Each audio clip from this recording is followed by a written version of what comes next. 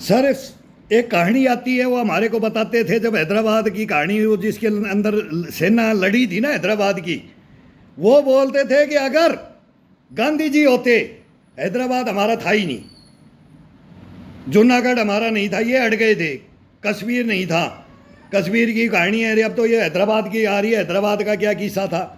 प्रधानमंत्री को नहीं मालूम, राष्ट्रपति को नहीं मालूम, किसी नेताओं को नहीं मालूम। देखो गृह मंत्री जी, अब वो प्रधानमंत्री भी बनने वाले थे, नहीं बने, वो तो मैं तो बोलता हूँ सरदार जी के पैर धो करके जब पीना चाहिए। हम तो जहाँ देखे कहाँ किसकी किसकी फोटो लगी है, हर स्टेट में, पूरा हिंदुस्तान घूमता है सीआरपीएफ।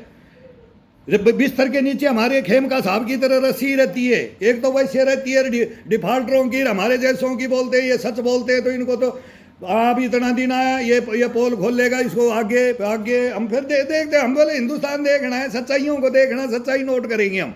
और उन हमारे गुरुओं की शिक्षाएं दी है उनको देखेंगे हम, वो सच थे कि झूठ थे, वो सच थे, झूठ नहीं थे, वो किताबों में है ही नहीं, इतिहास में नहीं है। आप लोग जितने भी डिबेट में आते हो, कोई वो बात सच बोलता ही नहीं है, डिबेट में कोई सच नहीं बोलता है। कल एक आसाम का मुख्यमंत्री आया, उसने थोड़ा थोड़ा सच बोला, पूरी सच नहीं बोली है, थोड़ा थोड़ा बोला है। मैं बाकी किसी का नहीं, सब अपनी अपनी बोल गए, सब कोई सच नहीं बोल के गया।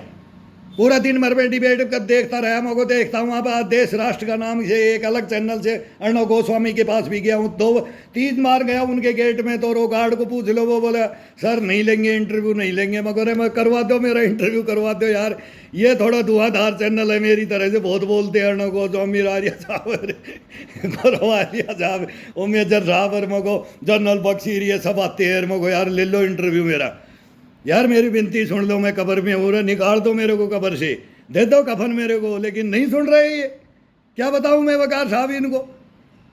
अब हैदराबाद में क्या होता है, जो 4 दिन 5 दिन का ये काम था, अगर वो सिलेंडर करवाना था, हैदराबाद वो निज़ाम थे, वो अपनी उस पर अकड़ गए थे, मैं पाकिस्तान के अंदर जाऊँ, क्या वो हमारे से अधीन नहीं रहना, अधीन क्या, बारे में विलय नहीं करना चाह रहे थे। वो आपने मर्ज की मुक्त की बोले ना, तो वो मुक्ति चाह रहे थे, मर्जदार वो मर्ज इंक्लूड नहीं होना चाह रहे थे, तो उनकी प्रॉब्लम थी। मैं उनके बारे में कुछ नहीं बोलूँगा, क्या बोलूँगा, उनका इतिहास है। फिर इतिहास तो आता है कि सरदार वल्लभ भाई पटेल का, इनकी मूर्तियाँ हिंदुस्तान में, इनका स्टेडियम और ये मैं तो बोलता हूँ हर जिले में होना चाहिए।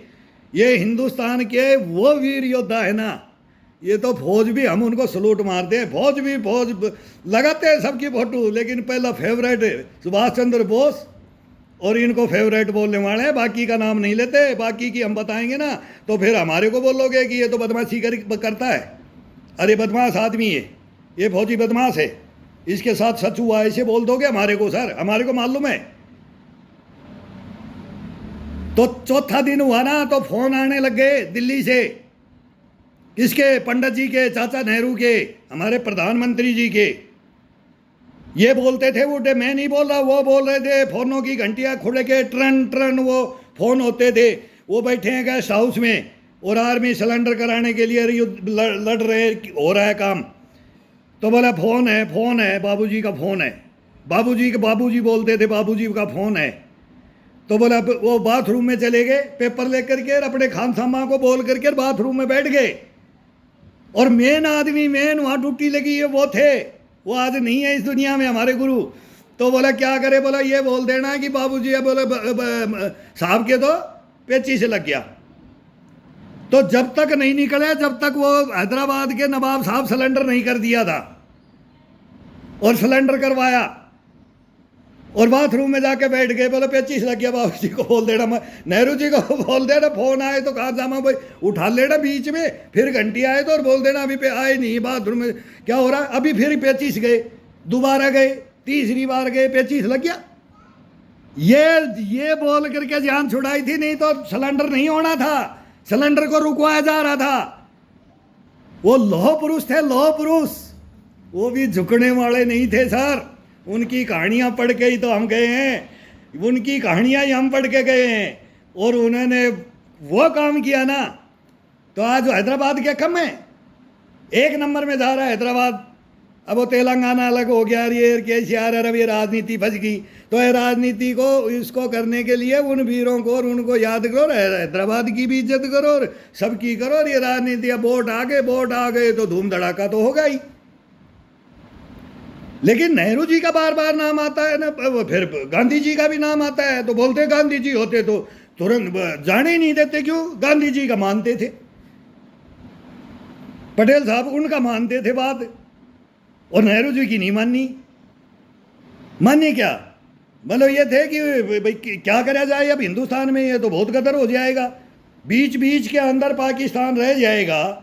आज वो बॉर्डर ही कितना वहीं शांति से शेड़ा पानी नहीं पीने दे रहा हमारे को, हमारे हिंदू मुसलमान लड़ाई कराने के लिए सारा काम अब यही चल रहा है कि हिंदुस्तान को कभी क्या करे क्या, और रोजी ना की है हमारे को उंगली करना, हम उनको बार बार गले लगा जाते हो। यार छोटे भाई हो, अरे फिर वही रोने, फिर एक बनता है तो दूसरा वो उसको बकता रहता है। पाकिस्तान में क्या कम कदर है, वो एक करता है एक दूसरा। तो मैं तो पठान साहब को भी बोला, मगर यार क्रिकेट का ग्राउंड में तो मगर मेन में उसमें हम भी योगा कर रहे हैं, वर्जिश करते हैं, मगर भाई पाकिस्तान की टीम आ गई, अब्दुल कादिर है, ये सब सारे मियादाज है, हमने 3 मैच कराए, इमरान खान के लाइन लग जाती थी इनके फॉलोवरों की। मैं यार पठान है आया यार मोदी जी के पास पहले बात करी है एक दफ़ा बनने से पहले प्रधानमंत्री, मगर पाकिस्तान का अब सुधार करेगा। यार क्रिकेट प्लेयर है ये, मतलब क्या है, प्लेयर होता है वो अलग होता है। हम भी छुट रहे 25 साल के, फ्री स्टाइल होता है, मगर सच बोलेगा। अब वो लास्ट में सच बोलने लगा, पहले फिर वो भी हट गया मोदी जी से।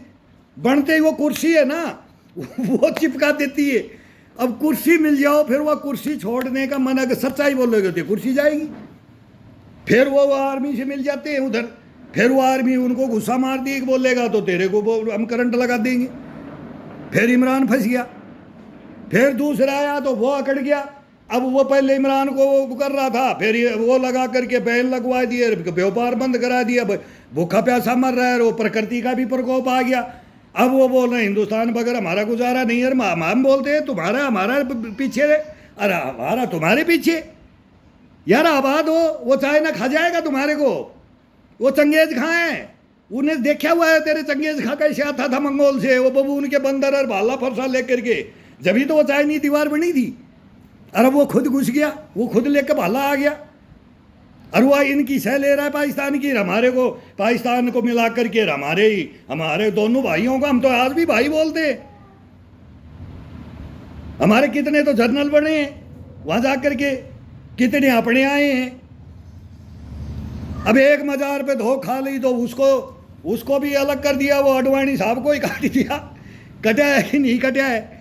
मोदी साहब वहाँ समझौता करने गया तो उसको बिरयानी बोलते रहते हैं, वो रायता ही बखेरते रहते हैं biryani. Modi ji veg non veg है, आज तक हम तो ये भी नहीं सुना कि क्या खाते हैं। इनको पता है बिरयानी खाता है, कौन से कबाब खा के आया था। अब ये समझ में नहीं आ रहा। मणिशंकर अय्यर जाते हैं तो बोले वोट ही मांगते हैं, वहाँ तो बोले ये आ गया, वो ये तो एक पार्टी तो वह खुला विद्रोह करती है, अरे एक उसको गले, फिर कैसे गले मिले पाकिस्तान की? पाकिस्तान को तो पोल मिलती है हिंदुस्तान में। ये सच्चाई बताओ ना। एक तो वहाँ रोता है भड़काते हैं, एक तो उनके बगैर उनको बोले हम ये जीत ही नहीं पाएंगे, पाकिस्तान के साथ देगा पाकिस्तान तब। ये सच्ची कहानियां हैं, इनको कोई नहीं बताता। तो दूसरा क्या करे? ये चलिया पूरा हिंदुस्तान में। अब मोदी वो काम कर नहीं रहा, मोदी सबको साथ लेके चल रहा है। अब मोदी राज में बताओ कि मोदी हिंदुस्तान में कानूनों में कोई गड़बड़ नहीं कर रहा है। सब देखो, इनमें मैं बोलूँगा, नहीं बोलूँगा तो साहब कोई बोलूँगा। हम सब घरों में, सब परिवारों में आना जाना है, एक से एक मान्य हुए एक धर्म है। सब धर्मों की इज्जत करते हैं, सबको सलूट मारते हैं, सबके ईश्वर, सबका ईश्वर एक। पंथ संप्रदाय पहनावा खाना सबका अलग अलग है, सब मस्त है। लेकिन इन पे लड़ाइयाँ छोड़ दो, ये कुछ नहीं। देश को देखो, फिर देखो सोने की चिड़िया फिर बनेगी, फिर खजाने भरेंगे अपने, फिर देखना वो बजाएंगे, ट्रन ट्रन जाएंगे सिक्के, सोना चांदी के बजेंगे। हम तो बोलते जियाड़ियों से समाते थे ना, जब सोने की चिड़िया थी तो जियाड़ियों से समाएंगे नोटों को, भाई सिक्कों को। फिर आएगा, फिर वो जमाना आएगा, रहने वाला है। तो ये बातें बताओ, ये बातें बताओ। ये डिबेटों में लड़ाई मत करो, और जनता को वोट तो मिल जाएंगे, लेकिन अब ये भी है कि ना करोगे तो वो बोलेंगे ये कट जाएंगे, वो बोलेंगे ये कट जाएंगे। इन डिबेटों में यही चलता रहता है। दिल्ली का देखते हैं, अब उधर एक चाइना की चल रहा था, तो उसके बारे में बोलूँ कि एक ही साथ टीवी में तो बोलो तो सबकी दूंगा, वो आज चीता छोड़ा, उसके ऊपर भी वही बात आ गई। एक टीवी डिबेट में किसी को बैठा दिया, उसको यही नहीं पता कि एक चीता कब आया था हिंदुस्तान को, हमारे में तो मालूम नहीं, बोले एक खरीदा था। अब 70-74 साल में, 72 साल में आ रहा है, तो एक प्रवक्ता आकर के बोलता है अगर एक आया था और 58 करोड़ में ले आए थे, बताओ इनका ये अब 58 और एक क्यों ले आए थे, दो क्यों नहीं ले आए? वंशवर्धी कैसे होगी? शिव और शक्ति तो पढ़ा होगा, तो फिर उसको मारने के लिए ले आए थे क्या हिंदुस्तान में? फिर पैसे हमारे फ्री के हैं क्या, देते हैं? तो ये कहानियाँ ये क्या बोल के जाते हैं, समझ में ही नहीं आती। सब ने कोशिश करी लेकिन वो नहीं ले पाए। अब मोदी जी लिया है तो इसके पीछे पड़ जाओ, इसके कपड़े फाड़ लो इसके कपड़े। इसके तो बोलते हैं ना, सूट भी इतने कार, इतना ये पहनता, इतना कुर्ता पजामा, मैं भी मांग के लाऊंगा दो एक कुर्ते पजामे मोदी जी से। एक साहब बहुत बताते हैं, आपका हैंगर में से 2-4 मेरे को भी दे दो। मेरी तो इन्होंने गर्दन काट दी, मेरे को तो सारा इन्होंने मार दिया है। हम भी मांग के लाएंगे, कहाँ आपका हमारा भी नाम होगा कि भाई मोदी जी का कुर्ता, हम भी खुश होंगे।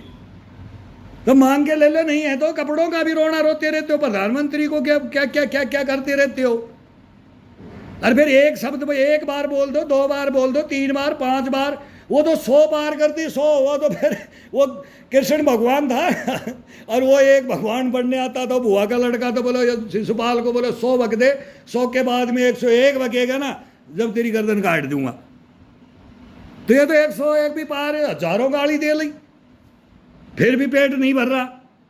इन गालियों से कोई गद्दी मिलती है क्या? गालियों से गद्दी नहीं मिलती। वो शिशुपाल को ही मिल जाती, वही भगवान बन जाता गालियों से। तो फिर वो अपना ही काटता है, फिर नाथूराम गोडसे ही बनता है।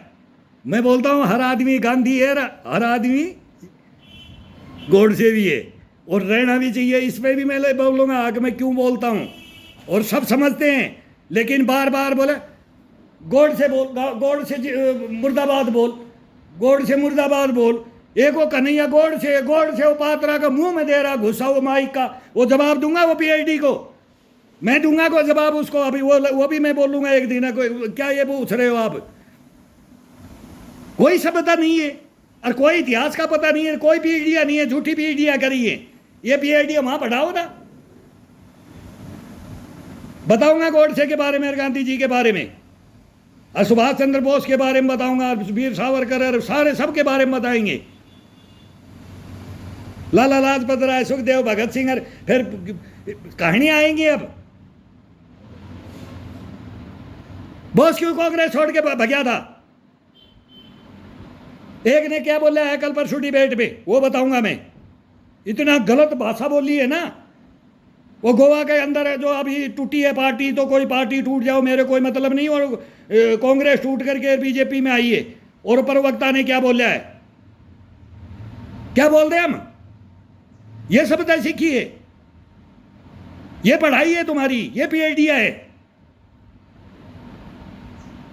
ये देश देख रहा है, ये देश देख रहा है। हम सच्चाइयां बताएंगे, हमने भी इतिहास पढ़ा है, हमने आंखों से देखा है, हमने आंखों से देखा और कानों से पक्का सुना है। कच्चा है तो दादा देख ले, कंठमोश दूंगा। अगर मैं देख के आया तो बच्चा था तब से ही, ये बात सच है। बोले बेटा जाके देख लेना, जिद कर ली थी, बाप बोलता था ना पढ़ ले, हमारी गर्दन कट गई, तनख्वाह देने के लिए गरीब देश है, पढ़ ले।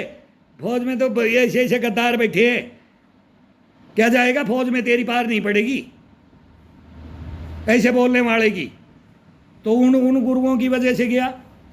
मैं तो पढ़ने दे दिया, मैं को तेरा कट पकड़ूंगा दादा, ताऊ तेरा पकड़ूंगा अगर ये गलत हुई तो। बोला जा वहां देख लेना प्रूफ। तो हम देखा प्रूफ। जब बोलते हैं ऐसे नहीं बोलते हम। इतिहास को तोड़ा मरोड़ा गया है, इतिहास कोई नहीं सच लिखा है, और न लिखा जाएगा और न लिखा गया है। गई हो परंपराएं। अगर पहले ही रामायण लिख दी थी, महाभारत पहले लिखा गया था, वो बाद में तो उसकी कल्पनाएं होती है, लेकिन वो तो पहले लिखे गए थे।